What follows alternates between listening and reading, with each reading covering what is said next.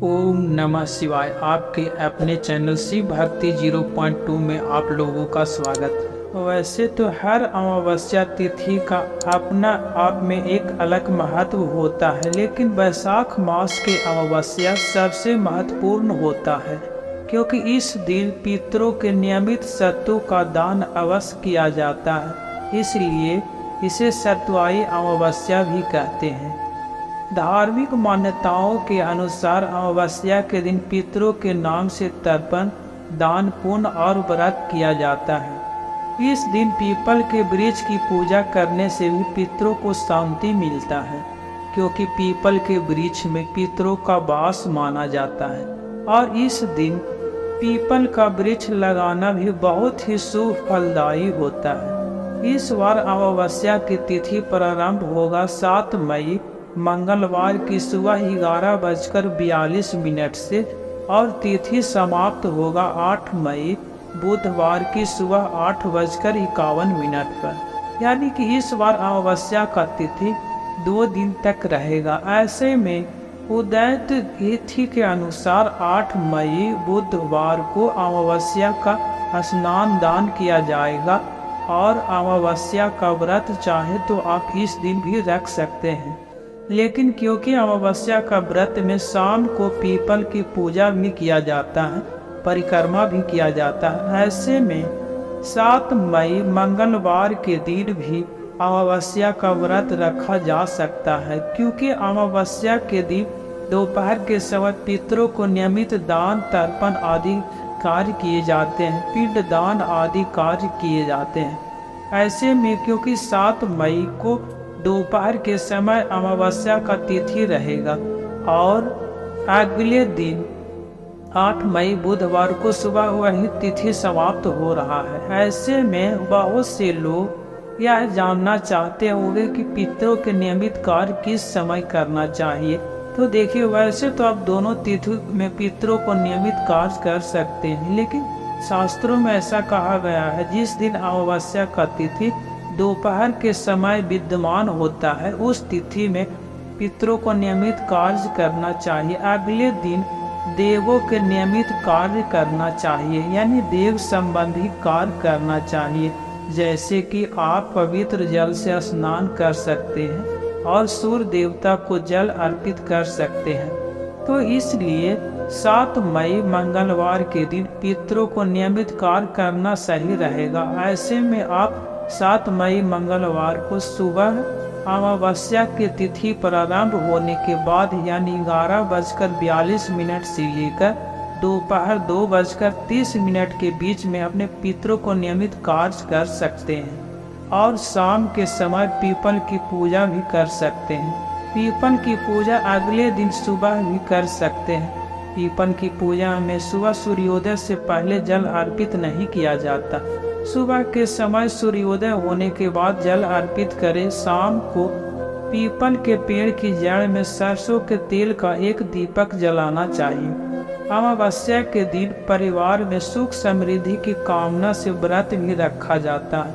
सुहागिन महिला या फिर महिलाएं इस व्रत को रखती है, तो ऐसे में 7 मई मंगलवार के दिन आप अमावस्या का व्रत रख सकते हैं। अमावस्या के व्रत में पीपल की और तुलसी जी की पूजा किया जाता है, परिक्रमा किया जाता है। अमावस्या के दिन यदि पितरों के नाम से दान किया जाए, इस दिन रखे गए उपवास का पुण्य अपने पितरों को समर्पित कर दिया जाए, तो पितरों को मोक्ष मिल जाता है, शांति मिलता है। अमावस्या के दिन भूले से भी नाखून, बाल इत्यादि नहीं काटना चाहिए। तामसिक चीज़ों के सेवन से दूर रहना चाहिए और ख़ास तौर पर जो व्यक्ति हो जिन्होंने उपवास रखा हो, उन्हें किसी दूसरे के घर का अन्न, फल या जल ग्रहण नहीं करना चाहिए। सुबह के समय पितरों को जल अर्पित करते समय हाथ की अंजलि में जल भरकर थोड़ी काले तिल डालकर आप पितरों को ओम पितृ देवता भय नमः इस मंत्र का जाप करते हुए जल अर्पित करें। सूर्य देवता को जल अर्पित करें और पितरों का स्मरण करते हुए पितृ स्तोत्र का पाठ भी करें। ऐसा करने से पितृ दोष होता है तो वह दोष दूर हो जाता है। श्री मार्कंडेय पुराण में महात्मा रुचि द्वारा की गई पितरों की यह स्तुति पितृ स्तोत्र कहलाता है। महात्मा रुचि कहते हैं, जो सबके द्वारा पूजित, अमूर्त, अत्यंत तेजस्वी, ध्यानी और दिव्य दृष्टि से संपन्न है, उन पितरों को मैं सदा नमस्कार करता हूँ, जो इंद्र आदि देवताओं, दक्ष, मारीच, सप्त ऋषियों तथा दूसरों के भी नेता हैं। कामना की पूर्ति करने वाले उन पितरों को मैं प्रणाम करता हूँ, जो मनु आदि राजर्षियों, मुनीश्वरों तथा सूर्य और चंद्रमा के भी नायक हैं। उन समस्त पितरों को मैं जल और समुद्र में भी नमस्कार करता हूँ। नक्षत्रों, ग्रहों, वायु, अग्नि, आकाश और देवलोक तथा पृथ्वी के भी जो नायक हैं, उन पितरों को मैं हाथ जोड़कर प्रणाम करता हूँ, जो देवर्षियों के जन्मदाता, समस्त लोकों द्वारा वंदित तथा अक्षय फल के दाता हैं। उन पितरों को मैं हाथ जोड़कर प्रणाम करता हूँ। प्रजापति, कश्यप, सोम, वरुण तथा योगेश्वर के रूप में ही स्थिर पितरों को सदा हाथ जोड़कर प्रणाम करता हूँ। सातों लोकों में ही स्थिर 7 पितृगणों को नमस्कार है। मैं योग दृष्टि संपन्न स्वयंभू ब्रह्मा जी को प्रणाम करता हूँ। चंद्रमा के आधार पर प्रतिष्ठित तथा योग मूर्तिधारी पितृगणों को मैं प्रणाम करता हूँ। साथ ही संपूर्ण जगत के पिता सोम को नमस्कार करता हूँ।